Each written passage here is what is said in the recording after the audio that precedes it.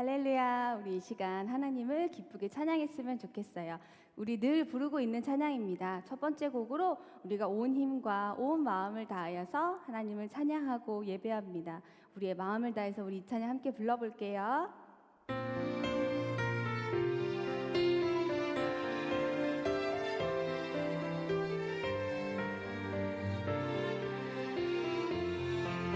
온 마음 다해, 온 마음 다해 주님 사랑해요.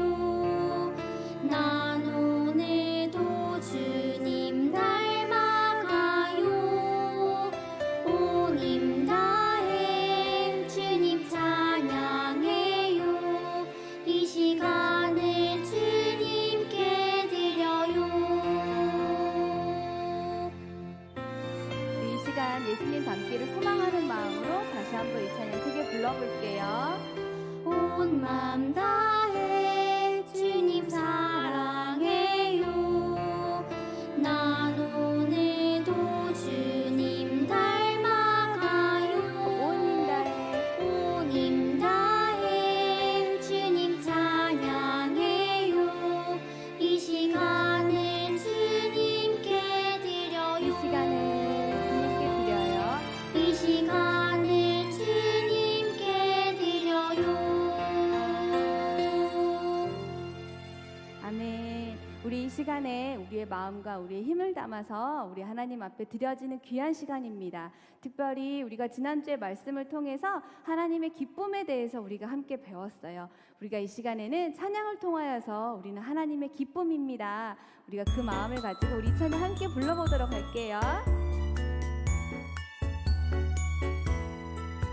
나는 하나님이 만드신 기쁨이에요.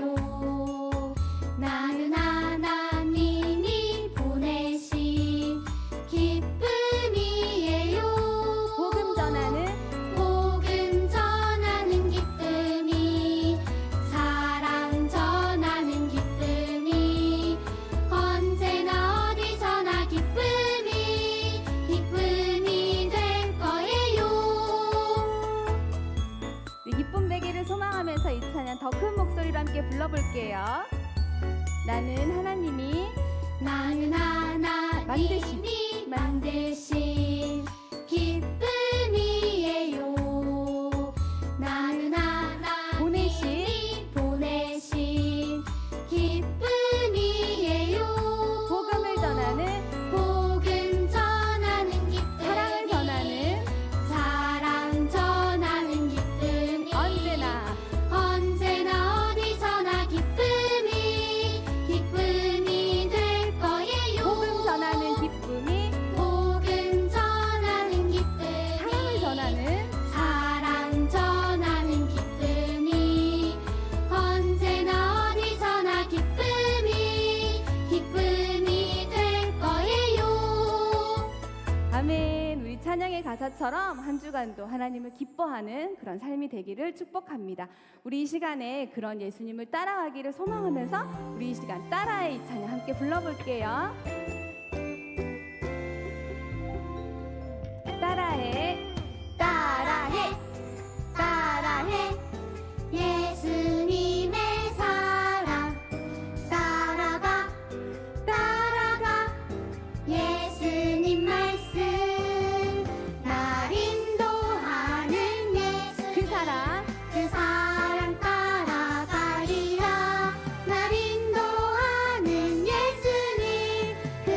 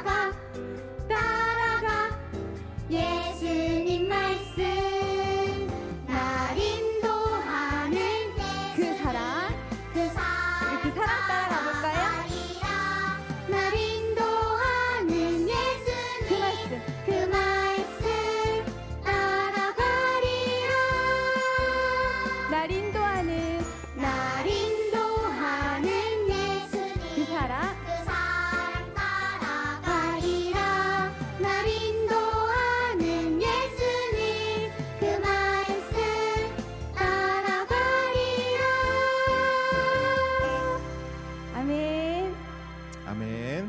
자, 우리 계속해서 함께 찬양하겠습니다. 우리가 지난주도 그렇고 최근에 계속 우리 성령님에 대해서 말씀을 나누고 있습니다. 오늘도 함께 성령님에 대한 우리가 말씀을 나눌 텐데요. 오늘 이 시간 우리 안에 또 우리 예배 가운데 함께 하시는 우리 성령님을 찬양하며 나아가기 원합니다.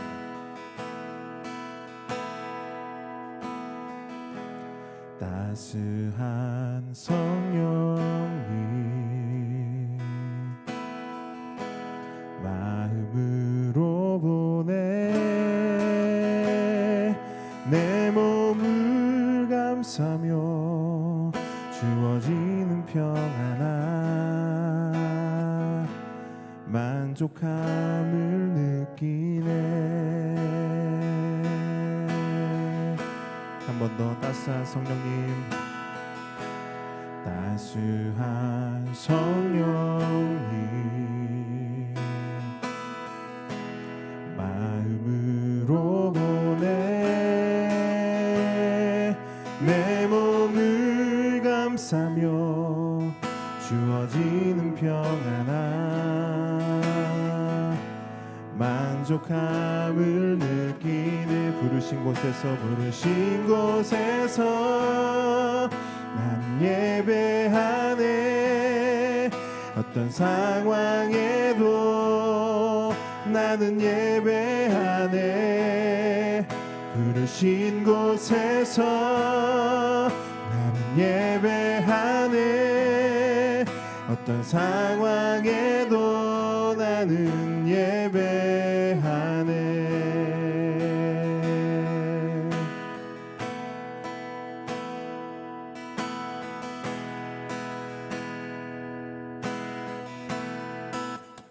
사랑과 진리에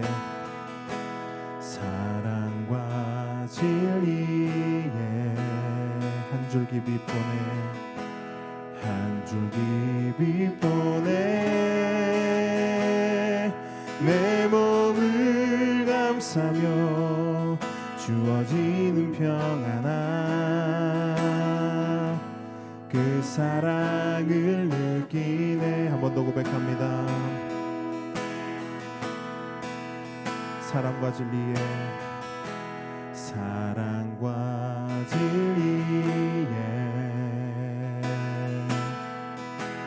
한 줄기 빛보내 내 몸을 감싸며 주어지는 평안아 그 사랑을 느끼네. 부르신 곳에서 나는 예배하네. 어떤 상황에도 나는 예배하네. 부르신 곳에서 나는 예배하네. 어떤 상황에도 나는 예배하네. 부르신 곳에서 나는 예배하네. 어떤 상황에도 나는 예배하네. 부르신 곳에서 나는 예배하네. 어떤 상황에도 나는 예배하네. 내가 걸어갈 때 길이 되고 살아갈 때 삶이 되는 그곳에서 예배하네. 아멘. 내가 걸어갈 때 길이 되고 살아갈 때 삶이 되는 그곳에서 예배하네. 부르신 곳에서 나는 예배하네. 어떤 상황에도 나는 예배하네. 부르신 곳에서 내가 예배하네. 어떤 상황에도 나는 예배하네. 부르신 곳에서 나는 예배하네. 어떤 상황에도 나는 예배하네. 부르신 곳에서 나는 예배하네. 어떤 상황에도 나는 예배하네. 예배합니다. 찬양합니다. 주님만 날 다스리소서. 예배합니다. 찬양합니다. 주님 홀로 높임 받으소서. 예배합니다. 예배합니다. 찬양합니다. 주님만 날 다스리소서. 예배합니다. 찬양합니다. 주님 홀로 높임 받으소서.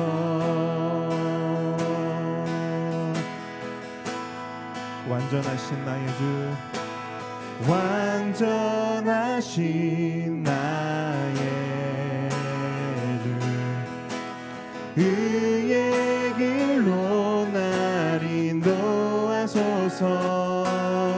행하신 모든 일 주님의 영광 다 경배합니다.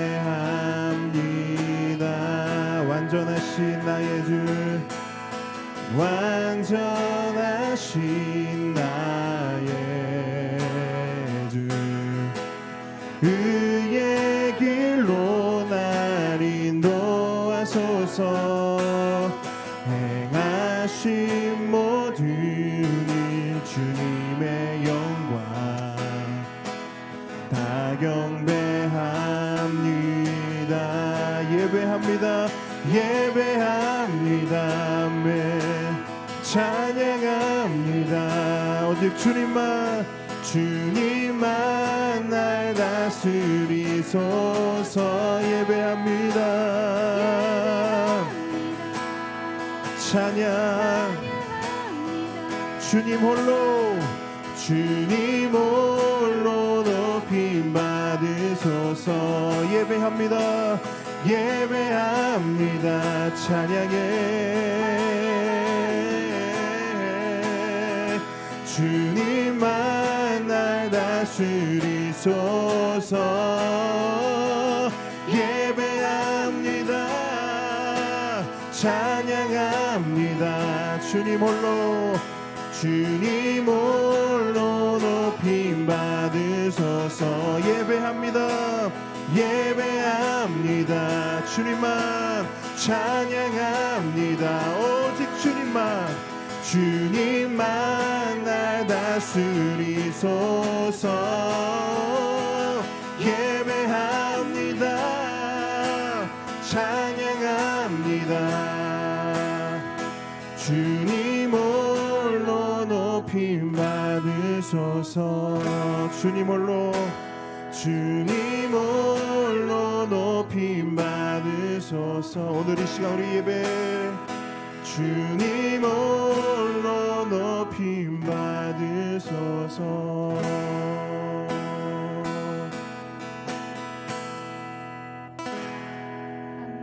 아멘. 우리 시간 마지막으로 이 찬양을 좀 올려드렸으면 좋겠습니다.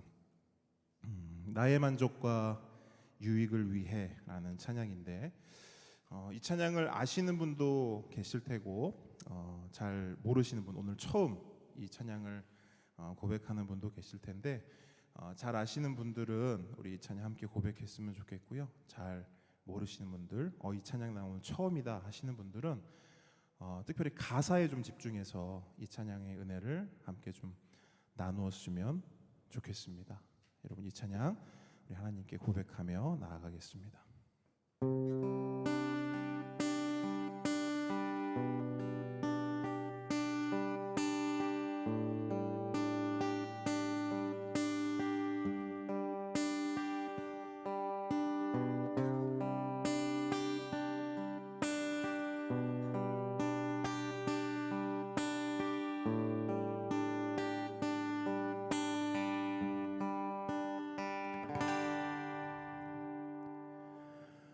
나의 만족과 유익을 위해 가지려 했던 세상 일들 이제 모두 다 해로 여기고 주님을 위해 다 버리네.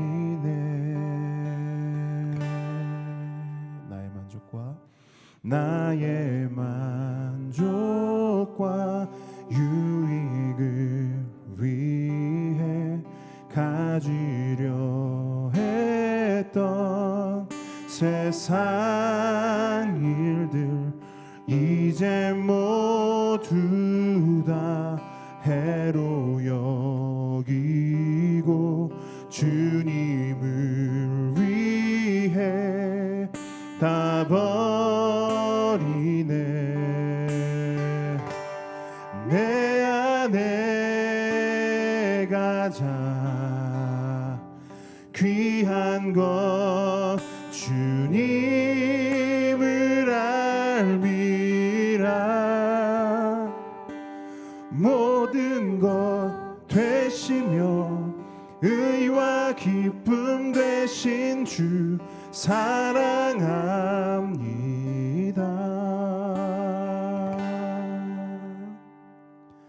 부활의 능력 체험하면서 주의 고난에 동참하고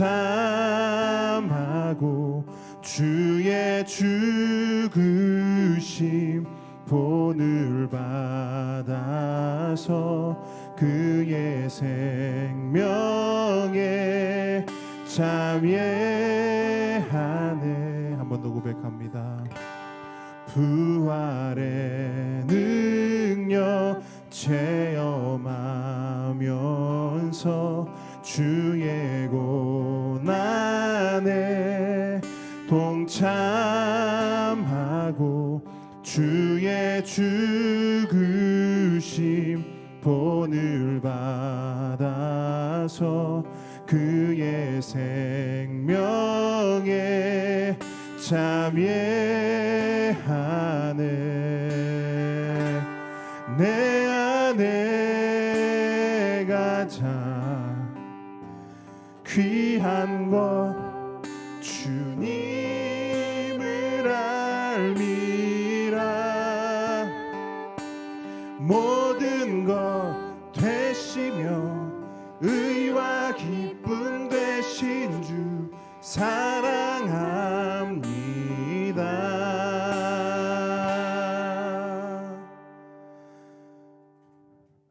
내 안에 가장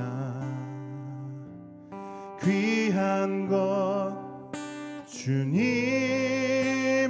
알미라. 모든 것 되시며 의와 기쁨 되신 주 사랑합니다.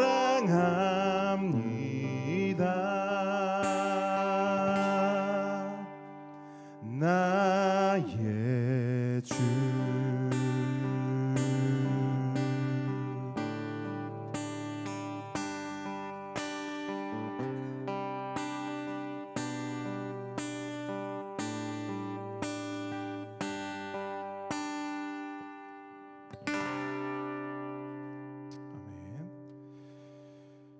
이 시간 우리 김은주 전도사님께서 기도해 주시겠습니다.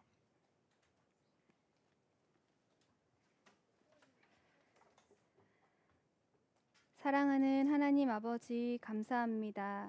매일 연약함 속에 무너지고 부족한 저희들을 늘 사랑과 은혜로 인도하여 주시고 오늘 이 예배 자리에 불러주신 은혜에 감사를 드립니다. 이 예배 시간이 우리가 주님을 더욱더 알아가며 사랑하는 시간이 되게 도와주시고 일주일 동안 일어난 모든 일의 무게를 덜어내며 온전히 주님의 것으로 가득 채워지는 시간이 되게 인도하여 주시옵소서. 우리가 우리 안에 계신 성령님을 의지하고 그분을 따라가야 하는 삶을 살아야 하지만 뒤돌아보면 그런 삶이 아닌 또 내 자신의 유익과 욕심과 기쁨을 따라 살았던 시간들을 회개합니다. 우리의 존재는 하나님의 기쁨인 것을 다시금 마음에 새기고 우리의 삶 또한 하나님의 기쁨이 되는 삶이 되기를 소망합니다. 어린아이부터 장년에 이르기까지 함께 걷는 교회 모든 가족들이 하나님의 기쁨으로 자신의 삶 가운데서 참된 빛과 진리 가운데 설 수 있도록 인도하여 주시옵소서. 우리의 삶이 예수님을 믿고 달라진 것이 없다면 그것을 위해 기도하게 도와주시고 내 안에 생명으로 함께 하시는 주님의 말씀을 따라 구별되고 변화된 삶이 되게 하여 주시옵소서. 점점 더 악하고 어려워지는 시대 속에 살아가는 우리들, 특히 우리의 자녀들이 이 땅을 살아갈 때 세상의 가치관과 세상의 기준으로 살지 않게 도와주시고 하나님의 말씀이 기준이 되어 이 세상 가운데 하나님의 백성으로 구별된 삶을 살아가도록 이끄시고 늘 눈동자와 같이 지켜주시기를 기도합니다. 이 나라와 민족을 긍휼하게 여겨주시기를 또한 기도합니다. 하나님의 복음이 이 땅에 들어와 많은 발전과 많은 성장을 가져다 주시고 이제는 전 세계에 영향을 주는 나라로 설 수 있게 해주신 건 너무나 감사를 드립니다. 그래서 더욱 이 땅이 공의와 정의가 바로 선 나라가 될 수 있기를 기도합니다. 이 땅의 정치와 사회와 경제와 교육, 문화 등 각 분야에 하나님을 경외하는 참 일꾼들을 세워주시고 다윗 시대에 흘렀던 그 공의와 정의가 이 나라에서도 흘러넘치게 하셔서 가난하고 불쌍하고 힘없는 자들이 평안함 가운데 살게 도와주시고 자신의 욕심을 채우는 것이 아닌 모두가 행복한 삶을 사는데 나눔과 섬김이 있는 이 나라가 되게 하여 주시옵소서. 그 일을 위해 함께 걷는 교회를 사용하여 주시고 우리 교회를 통해 하나님을 사랑하고 이웃을 사랑하며 그리스도의 복음만이 선포되는 교회가 되게 하여 주시옵소서. 또한 말씀을 가르치고 배우며 배운 말씀대로 살아내는 교회가 되게 하여 주시옵소서. 각 가정의 형편을 아시는 주님께서 모든 가정 가운데 주인이 되어 주시고 우리 성도님들의 모든 삶 가운데 일하여 주셔서 또한 다스려 주시기를 간절히 기도합니다. 매일매일 읽는 그 성경 속의 말씀을 통해 그 복음대로 살아내는 우리 모두가 되게 하여 주시고 말씀과 기도함으로 예수님만을 자랑하는 우리 모두가 되게 하여 주시옵소서. 오늘도 우리 가운데 주실 말씀을 기대합니다. 말씀을 전하시는 목사님을 말씀의 권능 가운데 붙잡아 주시고 선포되는 모든 말씀이 우리 모든 사람의 마음에 씨앗이 되어 아름다운 열매로 주님 앞에 드려지게 도와주시옵소서. 드려진 예물을 기쁘게 받아주시고 예물을 드린 손길마다 하나님의 함께 하심에 큰 복이 넘치게 하여 주시옵소서. 이 모든 말씀 예수님의 이름으로 기도했습니다. 아멘. 함께 말씀 보겠습니다. 오늘 함께 나눌 말씀은 로마서 8장 12절로 17절입니다.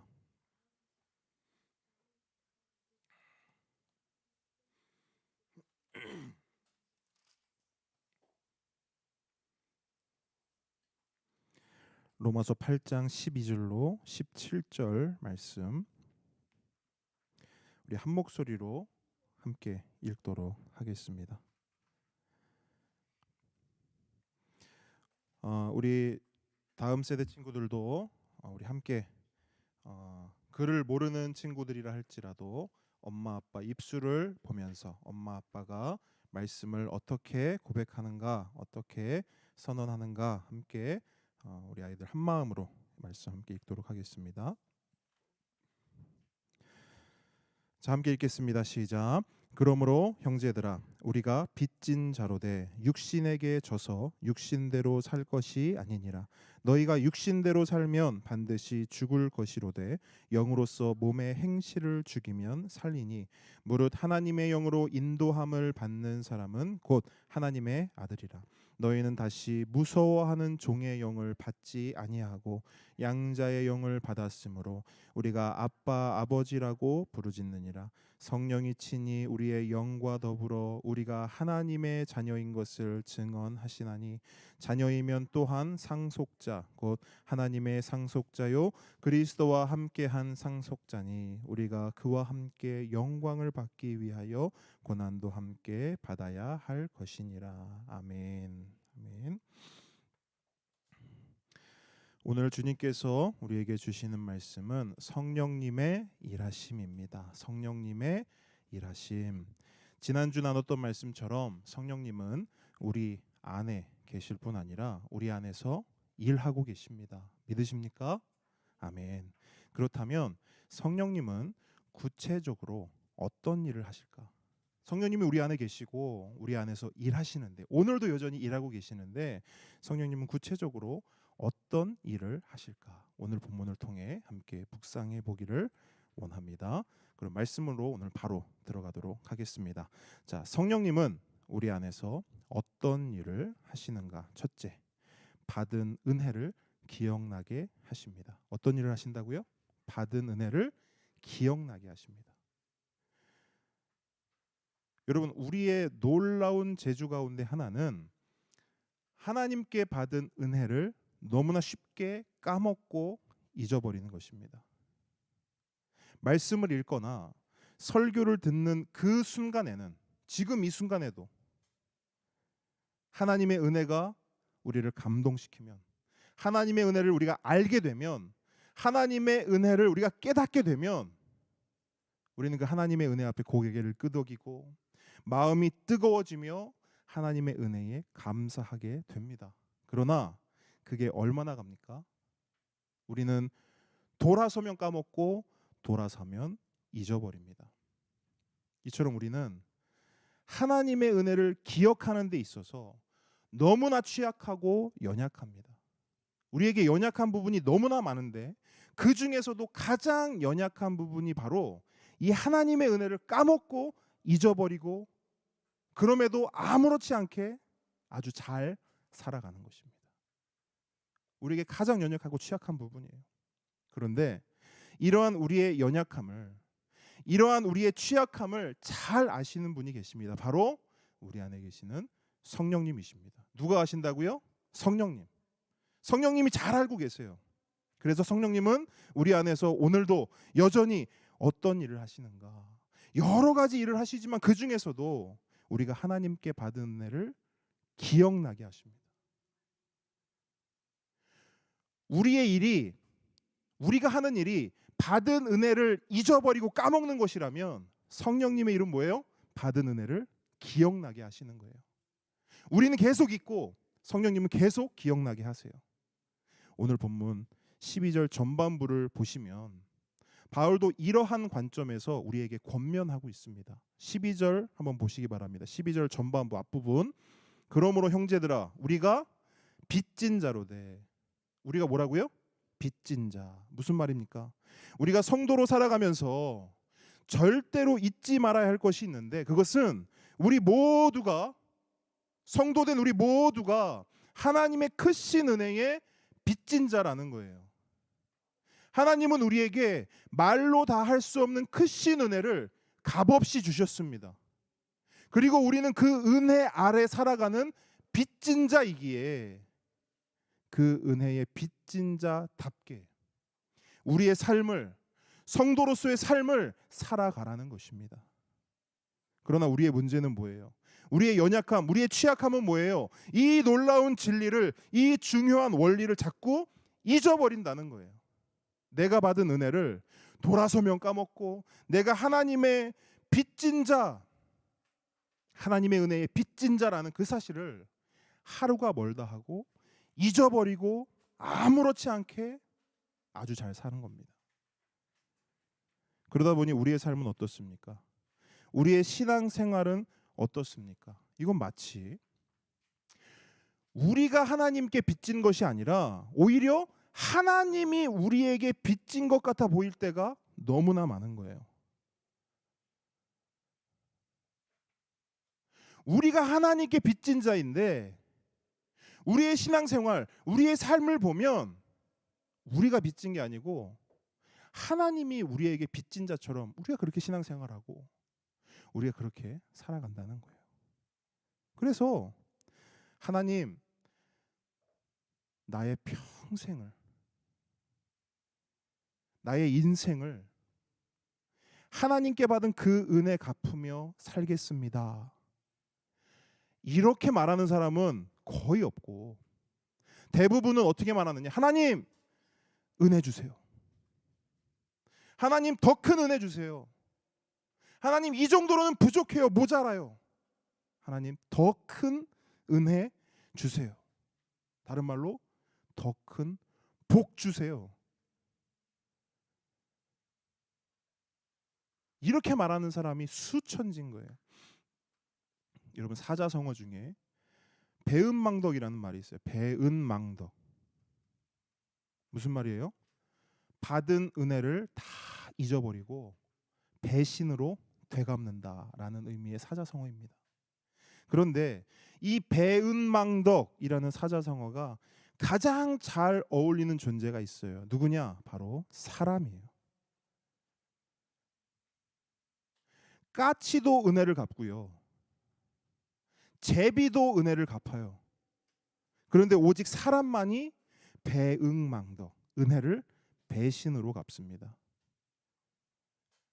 특히 성경을 보니까요, 배은망덕 이야기가 가득해요. 우리가 이번 주부터 창세기를 함께 읽기 시작하지 않았습니까? 창세기를 이렇게 읽는데요, 배은망덕의 스토리예요. 거의 전부가. 하나만 말해볼까요? 하나님이 사람에게 어떤 은혜를 주십니까? 에덴 동산이라는 은혜를 주셔요. 여러분 에덴 동산 은혜죠? 은혜 맞죠? 그 은혜, 에덴 동산을 하나님이 사람에게 주셨어요. 그런데 사람은 하나님께 받은 그 은혜에 어떻게 반응합니까? 배은망덕으로 반응해요. 받은 은혜 다 잊어버리고 하나님을 한 방에 배신합니다. 또한 이제 우리가 이스라엘 백성의 역사도 이제 읽어갈 거예요. 이제 출애굽기 한 절반 정도 우리가 읽었는데 앞으로 계속해서 이스라엘 백성의 역사도 읽어 나갈 것인데 하나님이 이스라엘 백성에게 어떤 은혜를 주셨습니까? 출애굽과 가나안이라는 은혜를 주셨어요. 애굽의 종이었던, 애굽의 노예였던 이스라엘 백성을 구원하시고 그들을 하나님 나라의 백성 삼아 주셨어요. 그런데 이스라엘 백성은 하나님께 받은 그 은혜에 어떻게 반응합니까? 배은망덕으로 반응해요. 그럼 우리는 어떨까요? 여러분 하나님은 우리에게 어떤 은혜를 주셨습니까? 하나님은 우리에게 예수 그리스도를 주셨죠. 하나님은 우리에게 다른 어떤 것을 주신 게 아니라 자기 자신을 주셨어요. 하나님 우리에게 자기 자신을 내어주셨다고요. 여러분 이보다 더 큰 은혜가 있을까요? 이거보다 큰 은혜가 있습니까?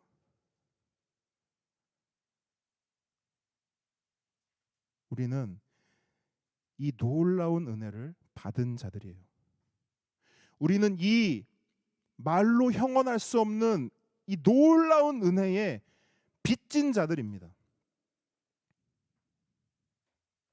그러나 그럼에도 불구하고 우리의 삶을 보세요. 우리의 신앙생활을 보세요. 배은망덕한 삶을 살 때가, 배은망덕한 신앙생활을 할 때가 얼마나 많은지 몰라요. 하나님께 받은 은혜를 갚을 생각은 조금도 하지 않고, 물론 갚을 수 없죠. 우리가 뭘로 갚을 수 있겠습니까? 그 은혜를 갚을 수도 없고 하나님도 우리에게 갚으라 말씀하신 적 없어요. 왜? 하나님은 값없이 그 은혜를 주셨기 때문에. 그렇다면 적어도 하나님께 받은 그 은혜를 기억이라도 해야 될 텐데, 그 받은 은혜를 까먹거나 잊어버리지 않고 기억이라도 해야 될 텐데, 마치 우리 안에는 그 하나님께 받은 은혜만 지워내는 지우개가 있는 것처럼 다른 것은 그렇게 잘 기억해요. 근데 유독 하나님께 받은 은혜는 돌아서면 까먹고 하루가 멀다 하고 잊어버립니다. 그래서 제가 말씀을 준비하면서, 말씀을 묵상하면서 그런 생각을 했어요. 야, 이거는 연약함을 넘어서서 이거는 비참함에 가깝다. 아, 나라는 존재가 진짜 이게 연약함이라고도 표현이 안 돼. 진짜 비참하구나. 어째 이럴까? 그런데 오늘 본문을 쭉 보니까 이런 비참함 가운데 있는, 이런 곤고함 가운데 있는, 이런 연약함 가운데 있는 우리를 향해 바울은 이러한 권면을 하고 있습니다. 본문 12절로 13절 말씀을 함께 읽겠습니다. 12절 13절 시작. 그러므로 형제들아 우리가 빚진 자로되 육신에게 져서 육신대로 살 것이 아니니라. 너희가 육신대로 살면 반드시 죽을 것이로되 영으로서 몸의 행실을 죽이면 살리니. 아멘. 여러분 13절 마지막 부분을 보시면 바울은 뭐라고 말합니까? 영으로서 몸의 행실을 어떻게 하라? 죽이라. 영으로서 몸의 행실을 죽이라. 이 말은 우리가 배은망덕한 삶을 살지 않기 위해서는 연약한 내 힘이나 비참하고 변덕스러운 내 의지가 아닌 오직 영의 도우심으로만, 오직 성령님의 일하심으로만 가능하다라는 것을 말하는 거예요. 그래서 성령님은 오늘 이 시간에도 우리 안에서 뭐 하신다고요? 일하신다고요. 우리 안에서 우리가 받은 은혜를, 하나님께 받은 그 은혜를 듣게 하시고 보게 하시고 경험케 하셔서 우리가 까먹고 잊어버리는 그 하나님의 은혜를, 우리가 하나님께 받은 그 은혜를 기억나게 하십니다. 12절 전반부를 다시 한번 보시기 바라요. 여러분 오늘 이 시간 성령님께서 우리에게 하시는 말씀이에요. 오늘 이 시간 하나님의 은혜를 지금도 우리는 잊어버리고 놓치고 저기 멀리 갖다 두고 살아가고 있는 우리를 향해 성령님께서 뭐라 말씀하세요? 그러므로 형제들아 우리가 빚진 자로되. 그러므로 성도들아 너희는 하나님 은혜에 빚진 자로다. 여러분 성령님의 음성이에요.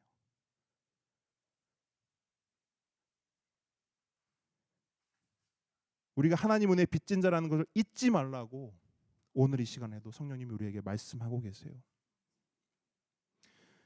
함께 오는 성도 여러분, 다른 건 다 잊어도 하나님께 받은 은혜는 절대로 잊지 않는 우리 모두가 되기를 바랍니다. 이것을 위해 성령님은 오늘도 우리 안에서 일하세요. 그러므로 성령님의 그 일하심을 따라 영으로서 영의 도우심을 받아 진짜 은혜 받은 사람답게, 정말 하나님 은혜의 빚진 자답게 그렇게 살아가는 우리 모두가 되기를, 우리 모든 함께 걷는 가족들 되기를 주님의 이름으로 축복합니다.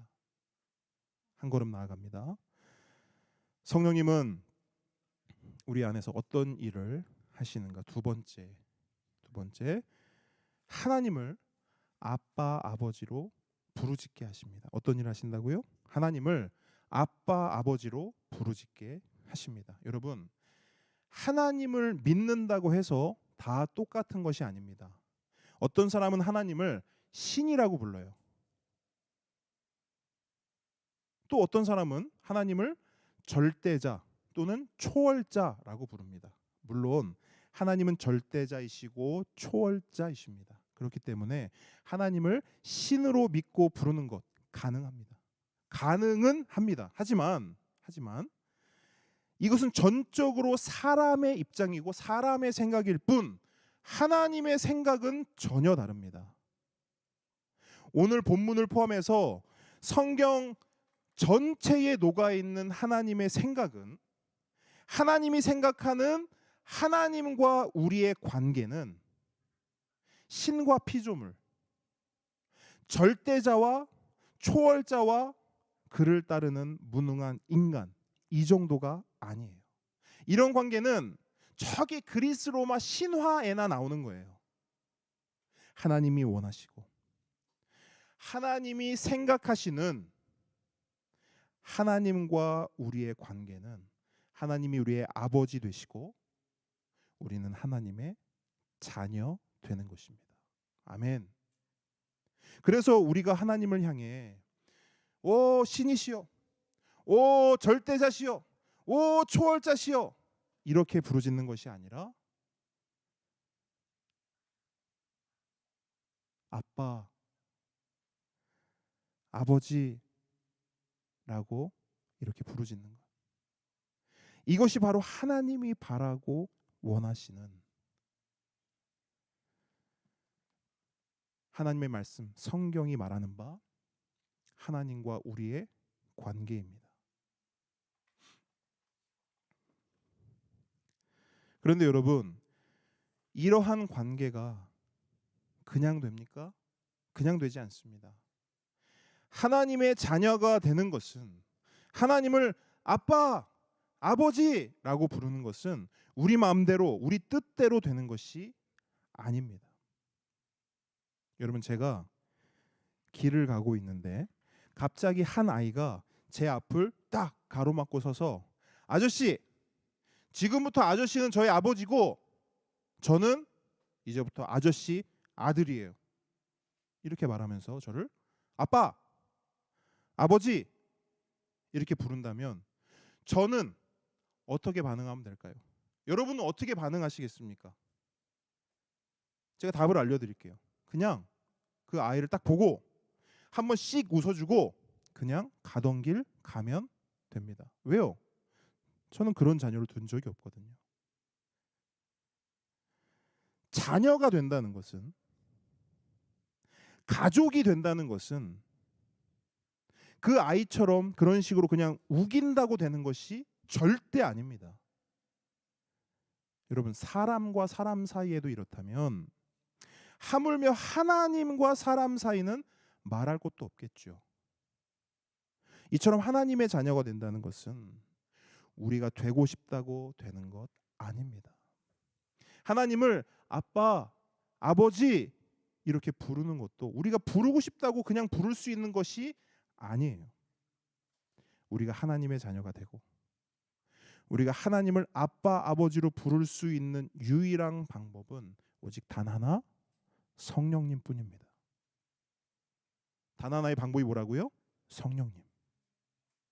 성령님께서 우리를 하나님 아버지께로 인도해 주시고 우리의 입술을 열어 하나님을 아빠, 아버지라고 부르짖을 수 있도록 도와주셔야만 가능한 거예요.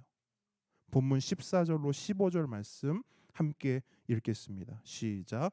무릇 하나님의 영으로 인도함을 받는 사람은 곧 하나님의 아들이라. 너희는 다시 무서워하는 종의 영을 받지 아니하고 양자의 영을 받았으므로 우리가 아빠, 아버지라고 부르짖느니라. 아멘. 아멘. 성경이 분명히 얘기하고 있어요. 여러분, 앞서 말씀드렸듯이 하나님을 믿는다고 다 똑같은 것이 아닙니다. 마찬가지로 한 하늘 아래, 한 지붕 아래 산다고 해서 다 똑같은 삶을 사는 것도 아니에요. 종과 자녀는 전혀 다른 삶을 삽니다. 이게 무슨 말이냐면 우리가 살아가는 이 하늘 아래 종의 삶을 사는 사람도 있고 자녀의 삶을 사는 사람도 있다라는 거예요.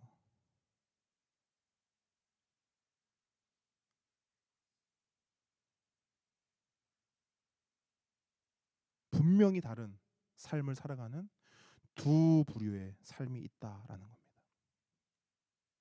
그럼 종은 어떤 삶을 살까요?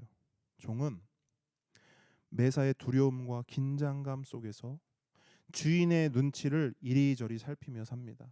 혹시라도 실수하거나 잘못을 저지르면 처벌을 받거나 심지어 집에서 쫓겨날 수도 있기 때문입니다. 그런데 종은 그러한 상황이 오더라도 아무 소리 하지 못합니다.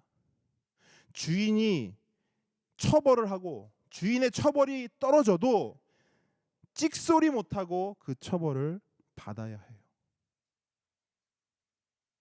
주인이 자신을 쫓아내면 핑계 한마디, 변명 한마디 하지 못하고 쫓겨나야 합니다. 왜요? 종이기 때문에. 종이기 때문에.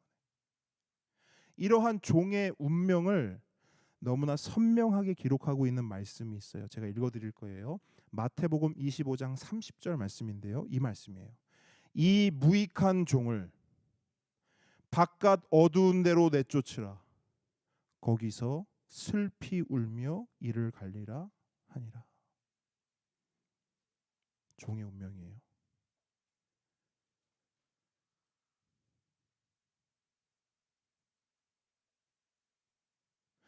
그런데 여러분, 종의 운명, 종의 삶을 사는 한 부류가 있다면 또 한쪽 편에는 자녀의 운명, 자녀의 삶을 사는 또 부류가 있어요.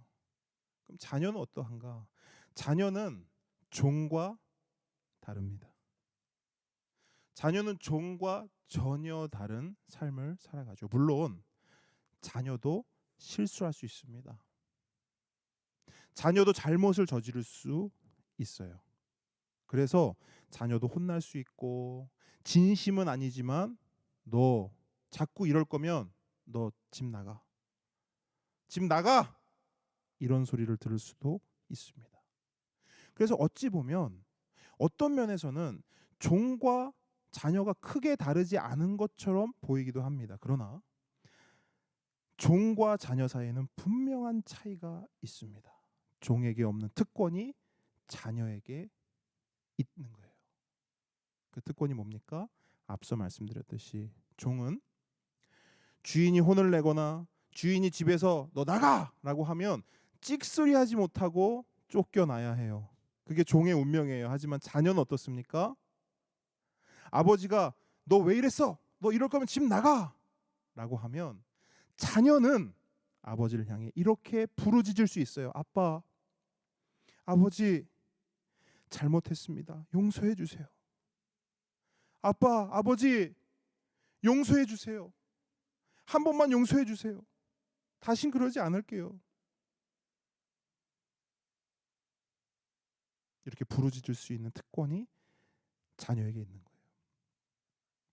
그러면 아버지는 어떻게 합니까? 아버지는 어떻게 해요? 저도 아버지가 돼 보니까 자녀의 그 진심 어린 반성과 눈물 앞에 녹지 않을 아버지 없더라고요. 아무리 잘못을 해도 눈물을 뚝뚝 흘리면서 아버지 잘못했어요. 용서해 주세요라고 하면 그 눈물 앞에 녹지 않을 아버지 없더라고요. 그래서 아버지는 자신을 아빠, 아버지라고 부르짖는 그 자녀를요, 두 팔로 안아줍니다. 그런데 여러분, 그 아버지의 품, 그 하나님 아버지의 그 품이 얼마나 따뜻한지 모릅니다. 이제 괜찮다 말씀해 주시고 다시는 그러지 마라 라고 말씀해 주시는 하나님 아버지의 그 음성이 얼마나 우리에게 안정감과 평안함을 주는지 모릅니다. 이것이 바로 우리가 누릴 수 있는, 하나님의 자녀가 누릴 수 있는 특권이에요. 특권. 종은 누릴 수 없어요. 자녀만 누릴 수 있는 거예요. 그런데 여러분, 이러한 특권을 누가 주신다고요? 성령님이 주신다고요. 성령님이 주셔요. 우리가 특별하고 대단해서 그런 특권을 누리는 거 아니에요.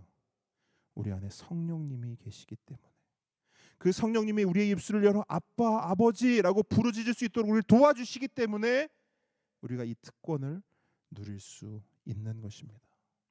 여러분, 누가복음에 보면 돌아온 탕자 비유가 있잖아요. 여기 나오는 둘째 아들이 집을 나갔다가 다시 돌아온 후에 아버지에게 이런 말을 하지요. 아버지, 내가 하늘과 아버지 앞에 큰 죄를 지었습니다.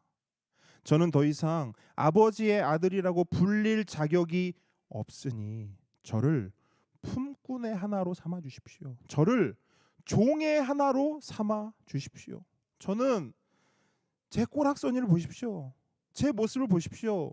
저는 아버지 아들 자격 없어요. 아버지 자녀 될 자격이 없어요. 저는 그냥 종으로 살겠습니다.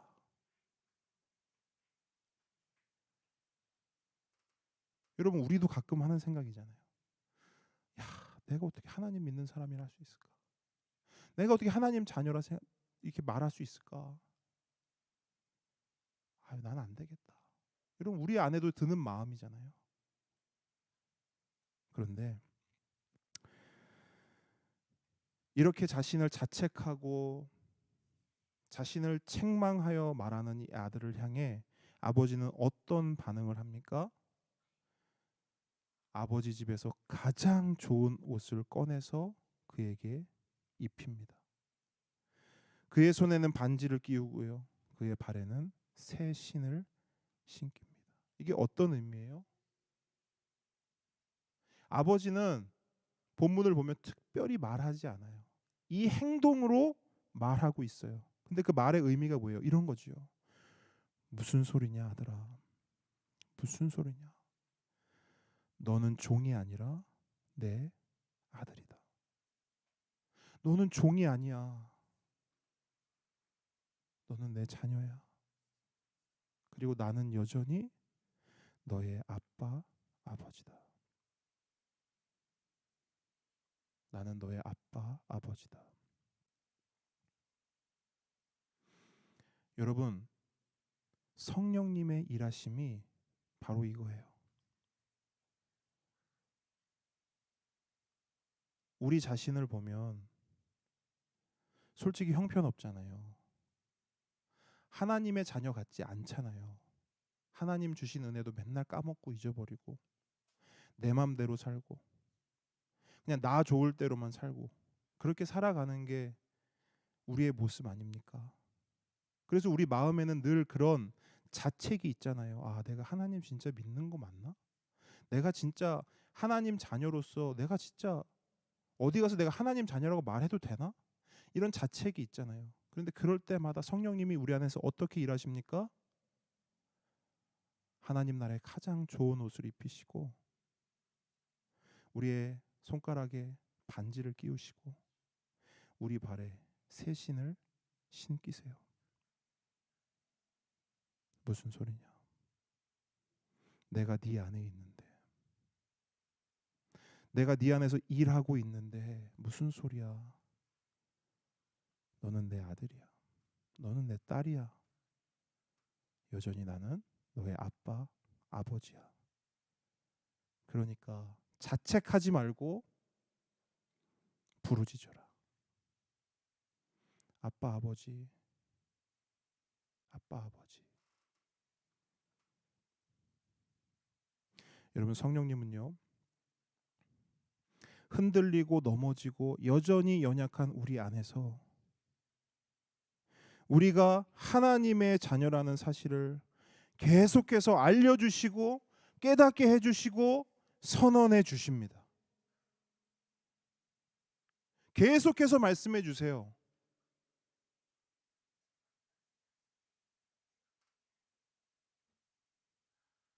우리 안에서 우리의 증인이 되어주세요. 여러분 이런 거 있잖아요. 너무 억울해요. 나는 하지 않았습니다. 나는 하지 않았습니다. 그런데 사람들이 우리 말 안 들을 때 있잖아요. 안 믿을 때 있잖아요. 그때 내 옆에서 누군가 제가 봤어요. 얘가 안 했어요. 그럼 사람들이 그 사람의 말을 듣고 나를 믿어주지요. 증인의 힘이잖아요. 그래서 성령님이 우리의 그런 증인 되어 주신다고요. 나는 하나님 아들 같지 않고 하나님 자녀 같지 않은데 성령님이 계속해서 뭐라 하냐면 아니야. 내가 증인이야. 너 하나님 아들이야. 너 하나님 자녀야. 내가 보증해. 이렇게 말씀해 주시는 분이 성령님이라고요. 본문 16절 말씀 한번 같이 읽어볼게요. 본문 16절 시작. 성령이 친히 우리의 영과 더불어 우리가 하나님의 자녀인 것을 증언하시나니. 맞잖아요.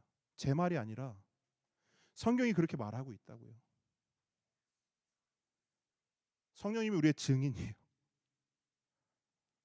우리는 우리를 증명하지 못해요. 하지만 성령님이 우리를 증명하세요. 여러분, 성령님은 오늘 이 시간에도 바로 이 일을 우리 안에서 하고 계세요. 그래서 우리는 성령님의 그 일하심으로 인해 우리의 입술을 열어 하나님을 아빠, 아버지로 부르짖을 수 있는 것입니다. 그러므로 함께 걷는 성도 여러분, 우리가 하나님을 부를 때, 여러분 하나님을 부르는 여러 칭호와 이름이 있잖아요. 그 중에서도 아빠, 아버지, 이 칭호, 이 이름을 가장 많이, 가장 자주 불렀으면 좋겠습니다. 왜냐하면 아빠, 아버지만큼 하나님을 친밀하고 따뜻하게 표현하는, 그러니까 하나님의 진심을 느낄 수 있는 그런 칭호와 이름은 없기 때문이에요. 여러분, 하나님 우리의 아버지 되기 원하세요. 우리를 자녀 삼기 원하세요. 그것을 가장 잘 표현한 말이 아빠, 아버지인 거예요. 그러니까 저도 생각해 봤어요. 만약 우리 자녀들이 민우, 은서가 저를 아빠, 아버지 이렇게 부르지 않고 유정훈 씨 또는 유정훈 목사님 이렇게 부르면 어떨까 생각해 봤어요. 물론 뭐 좀 억지스럽긴 하지만 여러분, 근데 여러분 생각해 보세요. 어쩌면 우리는 하나님을 그렇게 부르고 있을 수도 있어요. 전능자 하나님, 물론 좋죠. 하나님의 이름 맞아요. 전능하신 하나님, 하나님의 이름 맞아요. 근데 하나님이 진짜 듣기 원하는 호칭이 뭘까 생각해 보면, 그러니까 저는 그래요.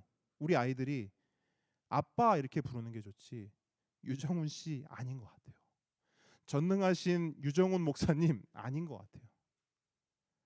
그러므로 우리가 하나님을 부를 때 아빠, 아버지를 가장 많이, 가장 자주 불렀으면 좋겠습니다. 그런 의미에서 한번 우리 함께 이 시간 고백했으면 좋겠어요. 부르짖기를 원합니다. 저를 따라해 주십시오. 하나님, 우리의 아빠, 아버지 되어 주셔서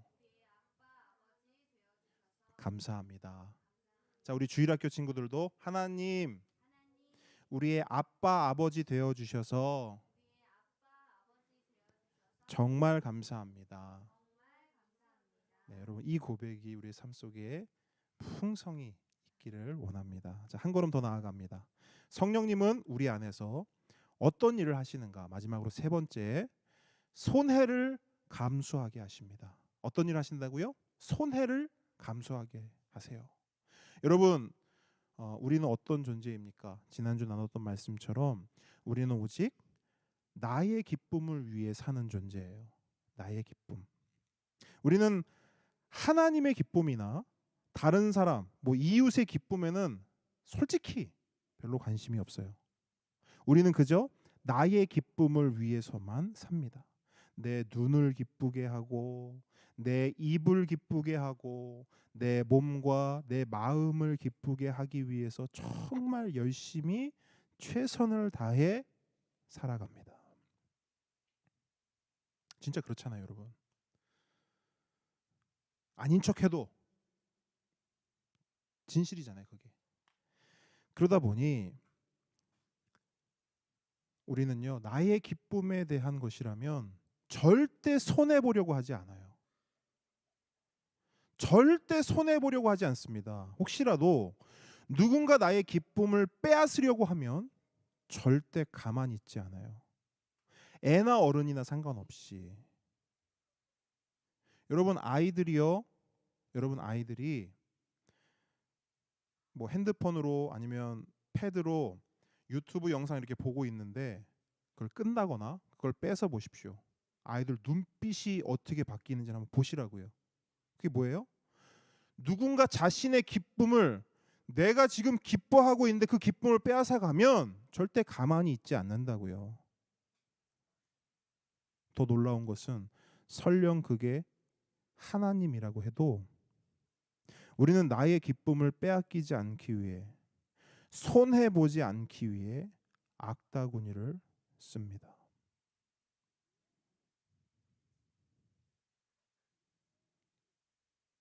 마치 야복강의 야곱처럼 말입니다.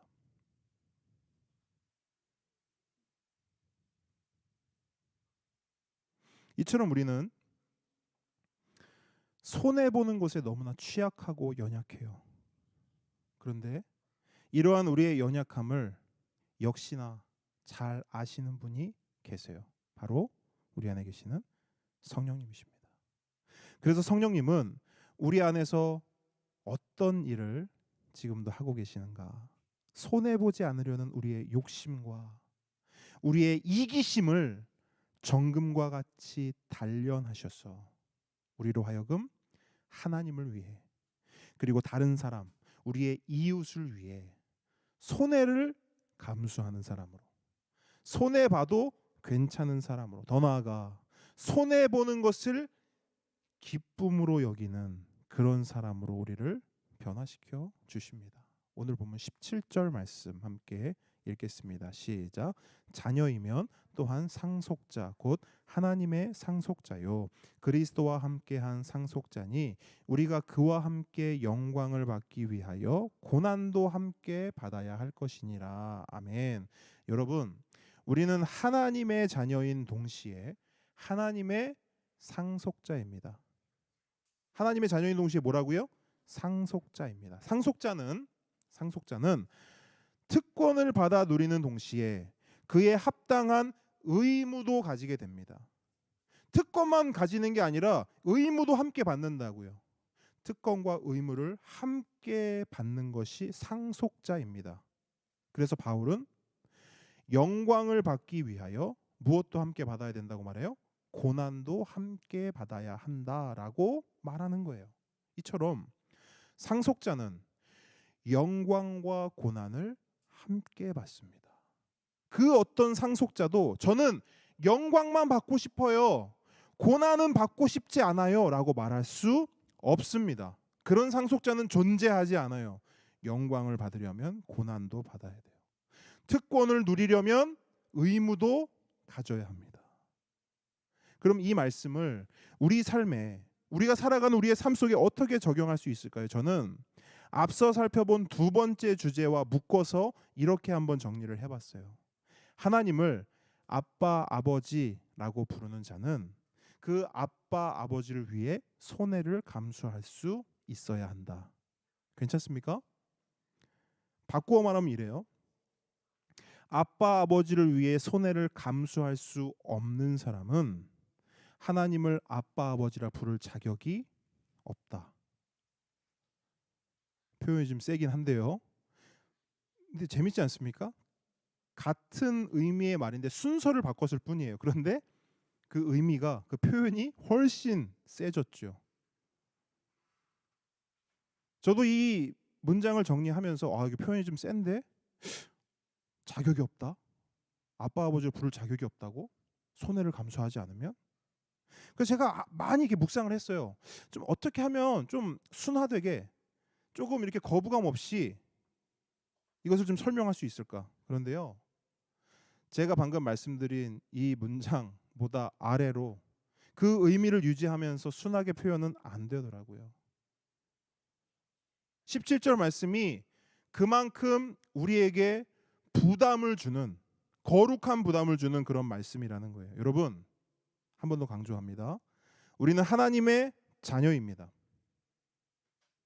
하나님의 자녀라면 우리는 하나님의 뭐예요? 상속자예요. 그렇다면 이 정도 부담감, 이 정도 책임감은 가지고 있어야 합니다. 왜냐하면 이름과 자리에는 그에 걸맞는 무게감이 있기 때문이에요. 여러분, 이런 말 있지 않습니까?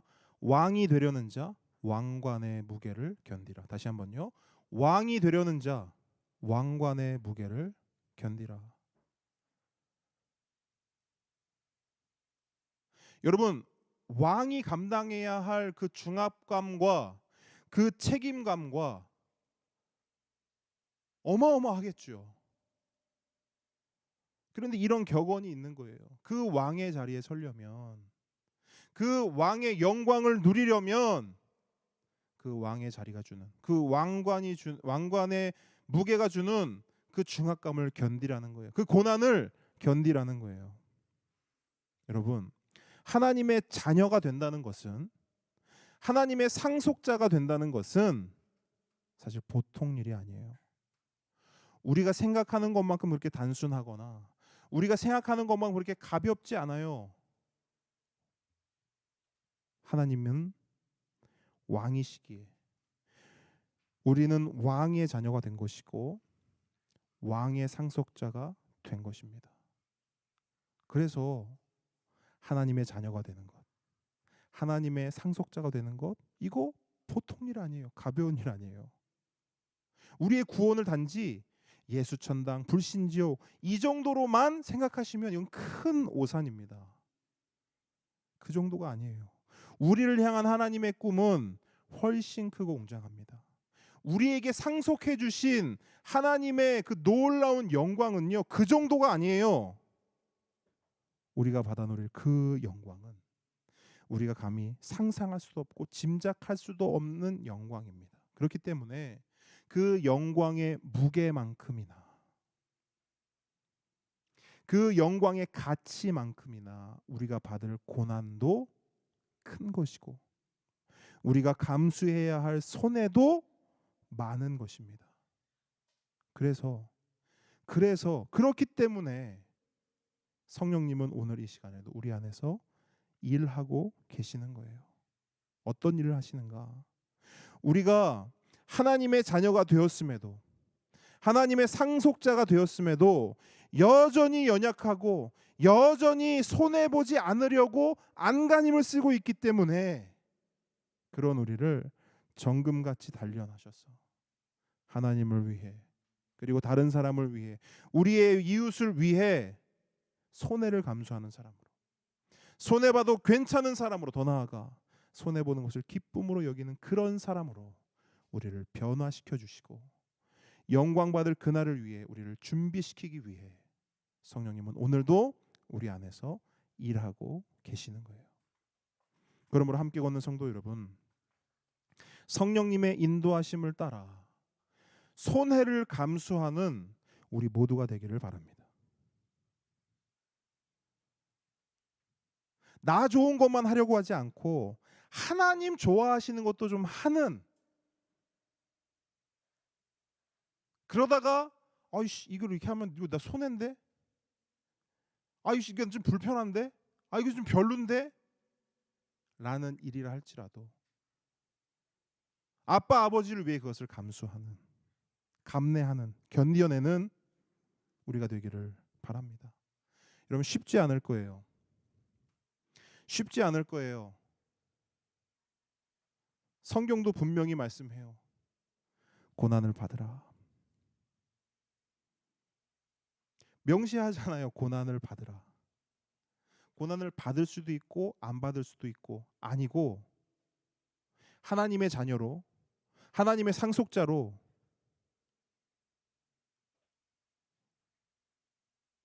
우리가 영광을 받을 것이면 거기에는 분명한 고난도 있다라는 거예요. 그런데 하나님의 말씀, 성경은 뭐라고 해요? 그 고난 힘드니까 조금 물러서 피해가, 돌아가. 아니요. 고난을 받으라 말씀하고 있어요. 고난을 받는 우리 모두가 되기를 축복합니다. 여러분 손해보는 것 쉽지 않아요. 왜? 손해보는 것은 고난이기 때문이에요. 때로 손해보는 것이 단순히 어떤 것을 양보하는 것에서 끝나지 않고, 어떤 것을 내주는 것에서 끝나지 않고 우리의 자존심에, 우리의 인생에 큰 상처가 될 수도 있어요. 그래서 손해를 감수하는 것은 고난이에요. 그러나 아빠 아버지를 위해서라면 그러한 손해조차도 겸허히 받아들여야 합니다. 우리가 그와 함께 영광을 받기 위하여 고난도 함께 받아야 할 것이니라. 물론 우리의 힘과 우리의 의지로는 할 수 없습니다. 그러나 여러분 분명히 기억하십시오. 잊지 마십시오. 우리 안에 성령님이 계십니다. 성령님은 우리 안에서 고난을 외면하거나 피하지 말고 정면으로 돌파하라고 하십니다. 손해를 감수하라고 하십니다. 왕관의 무게, 영광의 무게를 견디라고 말씀하세요. 그리고 그렇게 할 수 있도록 우리를 도우십니다. 우리 안에서 오늘도 여전히 일하십니다. 그 성령님을 믿고 의지하기를 바랍니다. 여러분, 이렇게 손해 보는 삶, 주를 위해 주로 인해 손해 보는 삶을 살아내는, 실제로 살아내는 어떤 분의 이야기를 좀 들려드리고 싶어요. 먼 미국의 사례 이야기입니다. 뉴욕 맨하탄에 한 회사에서 일하던 여성이 있었습니다. 그녀는 입사한 지 얼마 안 돼서 큰 실수를 저지르게 돼요. 근데 그 실수가 작은 실수가 아니라 파면을 당해도 할 말이 없을 만큼, 그러니까 그러니까 직장을 잃어도 뭐 변명이나 핑계할 수 없을 만큼 아주 큰 잘못이었어요.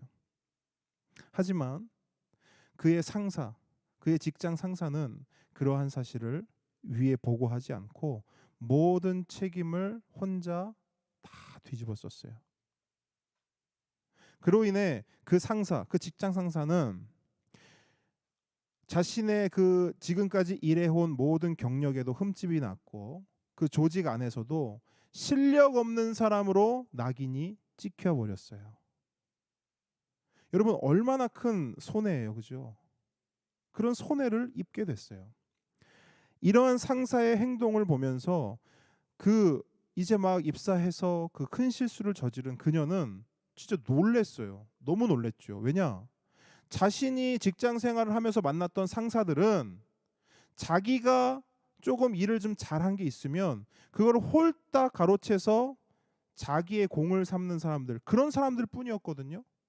잘못하면 야, 그거 네가 잘못했으니까 네가 책임져야지. 근데 좀 잘하면 야, 그거 나랑 같이 했으니까 그거 내가 좀 그 한 걸로 하자.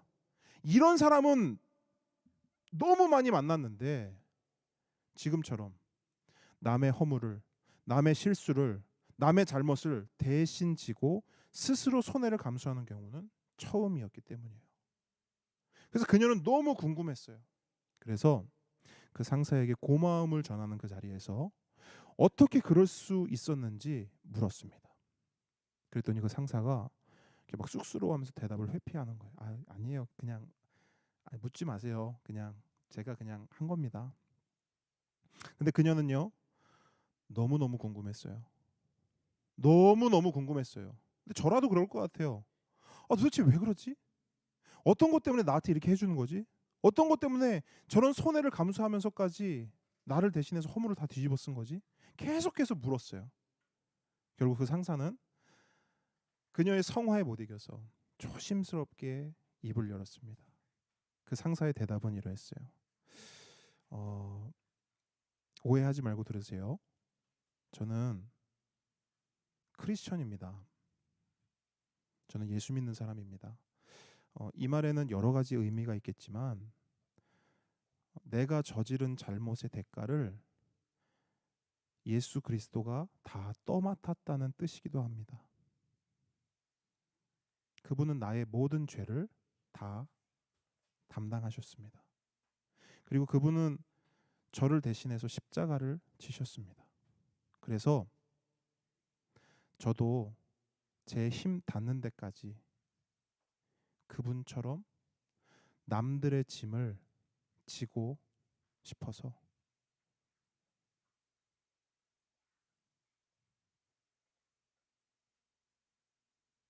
이렇게 한 것입니다.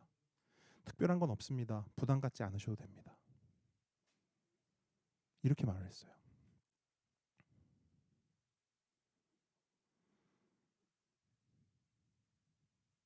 제가 이 내용을 책에서 읽으면서 그런 생각을 했어요.